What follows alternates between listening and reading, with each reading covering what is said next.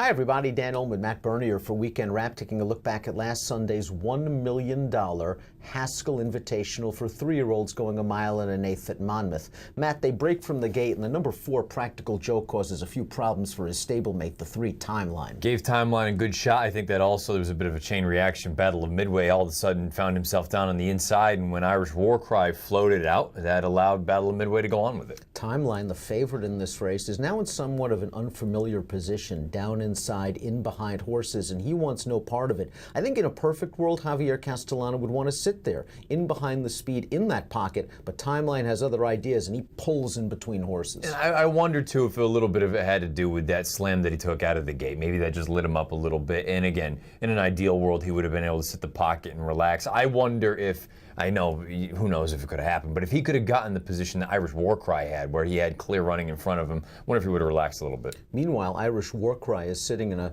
spot that looks very familiar for Irish Warcry fans. It's the Kentucky Derby, where he's tracking on the outside. Rajiv is looking behind him thinking, he's got plenty of horse, and the horse just comes up empty. It's just one of those things. This is a very in-and-out horse. We've talked about it all 3-year-old campaign thus far, and he fires a good one, and then he comes back with a clunker. I think Robbie Alvarado won the race with the 7 Girvin just a little bit before, where he was able to split horses and avoided going wide. Now he's got Girvin on hold, but he does have some options. He's going to wait until he gets to the far outside, and this horse really fires. But watch McCracken, the number 5. He's going to loop up 4 wide right now, and you see Girvin just outside a Practical Joke. He just follows him right now, Girvin does, and Alvarado, I agree with you. I think just follow Brian Hernandez at this point. Practical Joke took him a little while to find that seam, but once he did, really no excuse. Girvin just kicks on a little bit better than the top 2. McCracken looks home free for a brief instant, but Girvin just keeps fighting. This is a different Girvin than the one we saw at the fairgrounds, where he'd be at his left lead by now. He stays on his right lead, and he just nips McCracken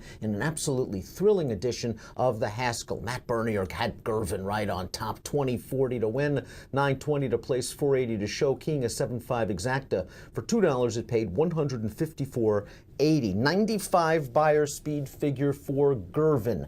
He was really good at the fairgrounds this winter. Unfortunately, he had his share of problems with his feet leading up to the Kentucky Derby. That race was a disaster, but the son of Tail of Acadi got back on the beam with a good effort in the Ohio Derby, and all of a sudden, this muddled division, he's one of the leading lights. Absolutely has to be considered at least one of the more intriguing ones going forward, because he has one of the big grade ones under his belt already, and we saw what happened in the Jim Dandy the day prior at Saratoga, just chaos.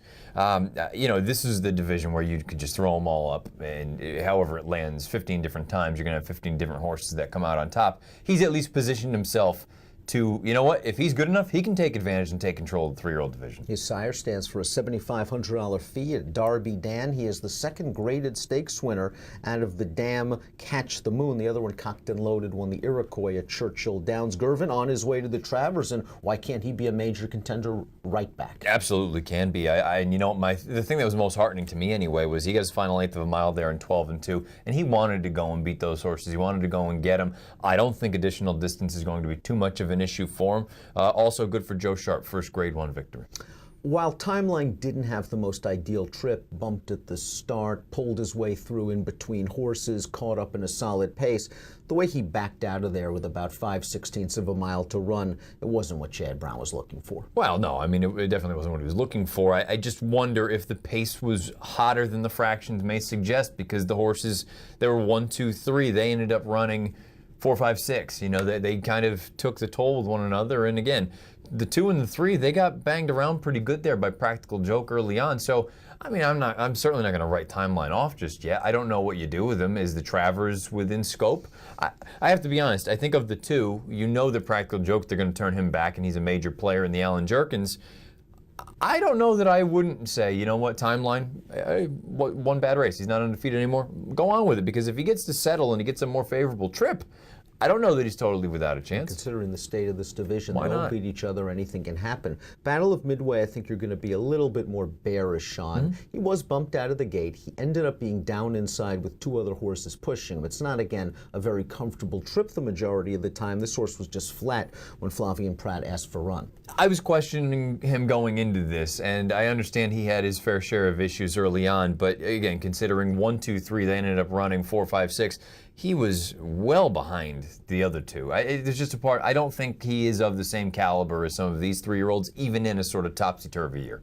Just couldn't find the excuse for Irish Warcry, the local hope, the New Jersey bred. He seemed like he was in a comfortable spot, prompting those two pace setters on the outside. Rajiv seemed very pleased with his position, and much like the Kentucky Derby, there was just nothing there when the time came. I mean, it's hard to deny now that we have just a troubling pattern where he's an in-out sort, and you know what? If all of a sudden he showed up in the Travers, he'd be sitting on what, if you follow the pattern, what would be a good effort. 1.25 miles isn't going to be a problem for him. We saw that in the Belmont.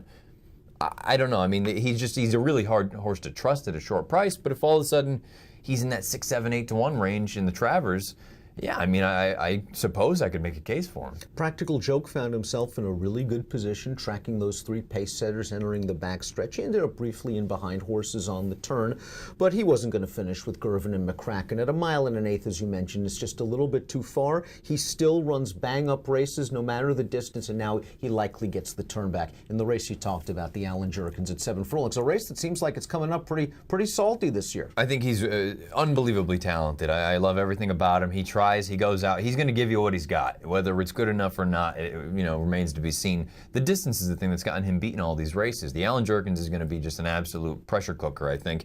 You've got so many talented horses going there, but Practical Joke, I mean, he has never been embarrassed in any race, put it that way. He shows up, he runs. I just think distance has always been his bugaboo. McCracken, I thought, lost nothing in defeat. It was yet another good performance, a tough beat for trainer Ian Wilkes and Brian Hernandez Jr. He took the long way around on the turn, and he just got late in the shadow of the wire. I think you have some concerns about him going 1.25 miles, but the Travers is where he's heading, and he deserves a shot in the Midsummer Derby.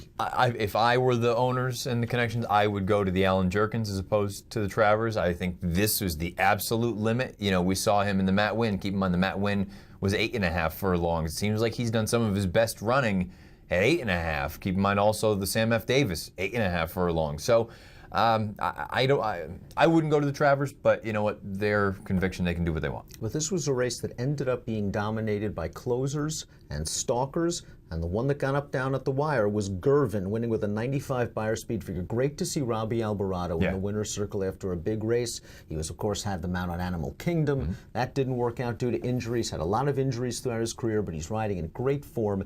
And he got Girvin home in the Grade 1 Haskell Invitational, 95 Beyer speed figure. Perhaps we will see him in the Travers.